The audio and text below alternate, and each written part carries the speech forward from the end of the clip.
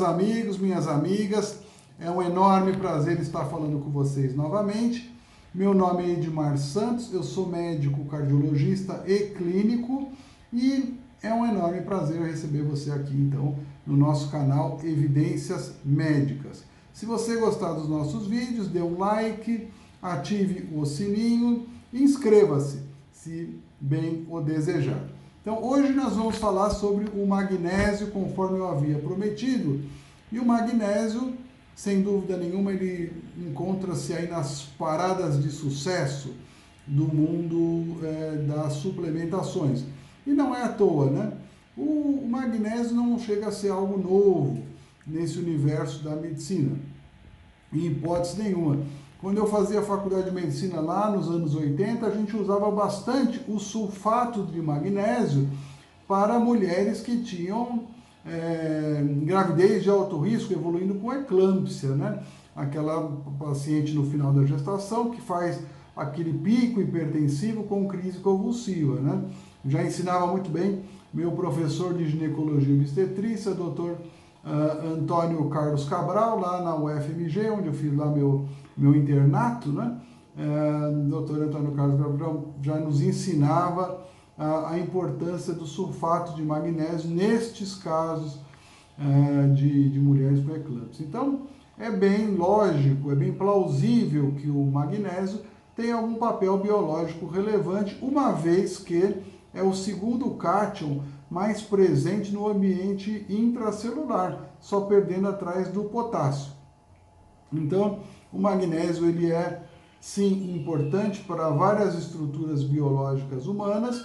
Ele se encontra relacionado a 300 ou mais funções biológicas, e dentre as quais a síntese de proteínas, dentre as quais a produção de energia celular na mitocôndria, dentre outras também. O magnésio funciona como estabilizador de membranas, né? Enfim, e relaxamento vascular. Então, o magnésio é um mineral muito importante para a vida humana e é um cofator de muitas enzimas. Cofator é aquela estrutura a qual ela atende à necessidade de uma enzima. Então, você tem uma enzima que faz uma reação química ocorrer de forma mais rápida. Então, um cofator é aquele que participa desta ação da enzima, que é sempre uma proteína, né? Então, já é descrito, não há dúvidas do benefício do potássio para a vida humana, né? E aí eu acabei de falar que ele se presta muito bem aí nessa situação do sulfato de magnésio na eclâmpsia. Mas também vale lembrar que o Brasil é um país pobre, realmente, em magnésio.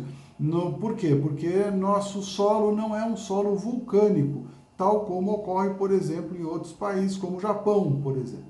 Isso faz com que a relação entre cálcio e magnésio seja de 1,5 de cálcio para 1 magnésio no Japão, e no Brasil essa relação é bem maior, o que traz alguns prejuízos para nós. Então, o nosso solo, como é pobre, os alimentos e água advindos desse solo torna nossa alimentação pobre, ainda que seja rica na tentativa de resgatar um pouco o magnésio que estão nos nuts, né, nas castanhas, espinafre, vegetais verdes escuros, mas em geral é insuficiente para suprimir as nossas necessidades diárias de magnésio, um íon tão importante para a vida humana.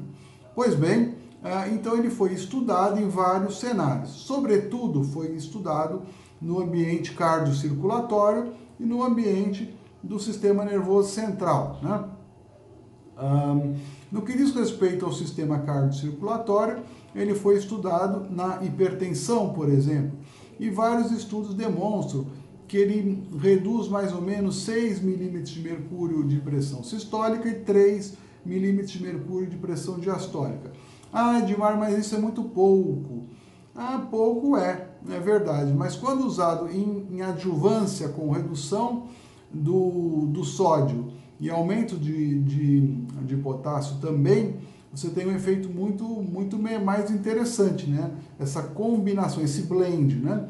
Então, o magnésio, ainda que seja pouco, quando a gente faz uma leitura, por exemplo, do estudo Steno 2, que mostrou redução de morte cardiovascular em pacientes diabéticos, que são sabidamente de alto risco, a média de redução de pressão sistólica era de 5 milímetros de mercúrio e ainda assim houve uma redução expressiva da morte em indivíduos diabéticos de natureza cardiovascular.